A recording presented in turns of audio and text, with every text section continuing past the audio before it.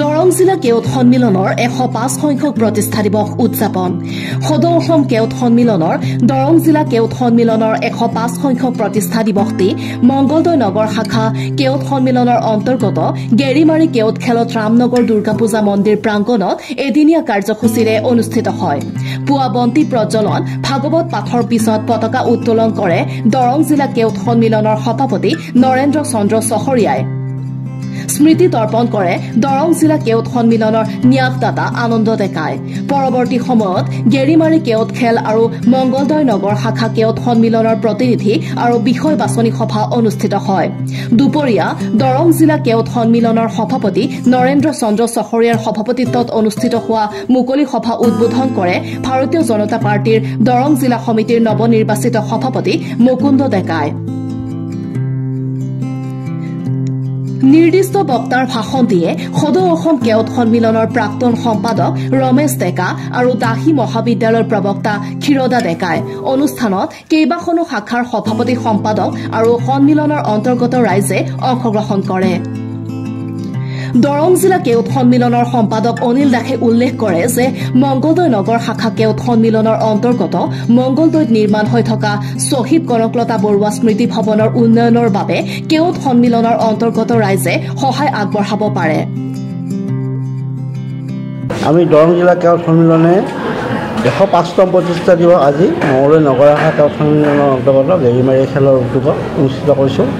ইয়াত আমি কেইবাটাও কাৰ্যসূচী ৰূপায়ণ কৰা হৈছে। ৰাতিপুৱা প্ৰথমতে বন্তি প্ৰজ্বলন আৰু ভাগৱত কৰিছে অজিত চহৰীয়াদেৱে। আমাৰ পতাকা উত্তোলন কৰিলে জিলা সমিতিৰ সভাপতি মাননীয় নৰেন্দ্ৰ চন্দ্ৰ চহৰীয়াদেৱে। স্মৃতি তৰ্পণ অৰ্পণ কৰিলে মাননীয় আনন্দ ডেকাদেৱে। আৰু ইয়াৰ পিছতে মুকলি সভা গেৰিমাৰী কেওট খেল আৰু নগৰ শাখা সন্মিলনৰ অধিৱেশন সম্পন্ন কৰা হয়। তেওঁলোকে নতুন সমিতি গঠন কৰিলে।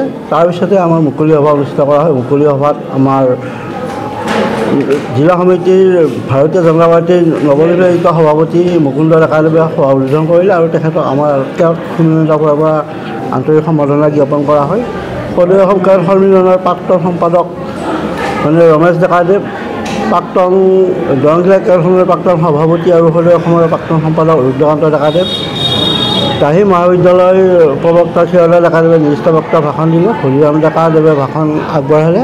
আৰু আমাৰ আজিৰ অনুষ্ঠানত গেৰিমাৰী কেওট খেলৰ প্ৰতিগৰাকী ব্যক্তিয়ে সুন্দৰভাৱে অনুষ্ঠানটো অনুষ্ঠিত কৰি যি ধুনীয়াকৈ আপ্যায়ন কৰিলে তাৰ বাবে সকলোকে ধন্যবাদ জনাইছোঁ আৰু আশা কৰিছোঁ এইদৰে দৰং জিলা কেওট সন্মিলনী আগবাঢ়িৰ ক্ষেত্ৰত সকলো জ্ঞাতিৰে সহায় আৰু সহযোগিতা কামনা কৰিছোঁ। আৰু লগে লগে আমাৰ সকলো এই আপোনালোকৰ জৰিয়তে দৰং জিলাৰ সকলো কেওট জনগোষ্ঠী প্ৰতিটো পৰিয়ালৰ উন্নতিৰ বাবে ভগৱানৰ ওচৰত প্ৰাৰ্থনা জনাইছোঁ। বিশেষকৈ আমাৰ মঙলদৈ যি নগৰ সমিতিত আমাৰ মাটি আছে দৰং জিলা কেওট সন্মিলনৰ, সেই মাটিত চাৰিবেল ৱালৰ বাবে আমাৰ বিভিন্ন ধৰণৰ দান বৰঙণি আগবঢ়োৱাৰ কথা ঘোষণা কৰিছে। আমি এটা প্ৰস্তাৱ লৈছোঁ। আৰু ইয়াৰ উপৰিও আমি আগন্তুক যি 17 বৰ্ষ আছিল 17 বৰ্ষৰ হিচাপৰ লগতে এখন নতুন কমিটি এখন গঠন কৰোঁ তাৰ বাবে আমি এটা প্ৰস্তাৱ গ্ৰহণ কৰা হৈছে। আমি আচলতে আজি 105তম আমাৰ দৰং জিলা কেওট সন্মিলনৰ প্ৰতিষ্ঠা দিৱস আমাৰ এই গেৰিমাৰী কেওট খেলত আমি অনুষ্ঠিত কৰিলোঁ। আমাক দায়িত্বভাৰ দিছিলে জিলাৰ ফালৰ পৰা। আমি যিমান দূৰ পাৰোঁ সুকলমে পাৰ কৰাৰ কাৰণে আমি যৎপৰোনাস্তি চেষ্টা কৰিছোঁ। আমাৰ আমন্ত্ৰণ পাই যিসকল ব্যক্তি জিলাৰ পৰা বা ৰাজ্যিকৰ পৰা বিভিন্ন শাখাৰ পৰা কুৰুৱা শাখা, খলিহৈ শাখা, পাথৰিঘাট শাখা, চপাই শাখা আহি আমাৰ সভাত তেওঁলোকে অংশগ্ৰহণ কৰিলে আৰু আমাৰ ধুনীয়া পতাকা উত্তোলন, শ্বহীদ স্মৃতি তৰ্পণ এইবিলাক অনুষ্ঠানত তেওঁলোকে অংশগ্ৰহণ কৰিলে। ভাগৱত পাঠ অৱশ্যে মই নিজেই কৰিলোঁ। সকলো কাৰ্যসূচীতে অংশগ্ৰহণ কৰাৰ আমাৰ আই মাতৃসকলেও ইয়াতে অংশগ্ৰহণ কৰিলে। আমাৰ সঁচাকৈ ভাল লাগিছে। আৰু আমাৰ এই আজিৰ সভাৰ জৰিয়তে জিলাৰ কাৰ্যালয় নিৰ্মাণৰ কাৰণে আমাৰ যিটো শ্বহীদ মানে কনকলতা বৰুৱা যিটো ভৱন, এই ভৱন নিৰ্মাণৰ প্ৰস্তুতি চলি আছে। তাতে আজিৰ সভাই আমাৰ সমাজৰ জ্ঞাতিৰ ফালৰ পৰা যি দান বৰঙণি আহে ইচ্ছাকৃতভাৱে দান বৰঙণি আগবঢ়াবলৈ প্ৰস্তাৱ গ্ৰহণ কৰিছে।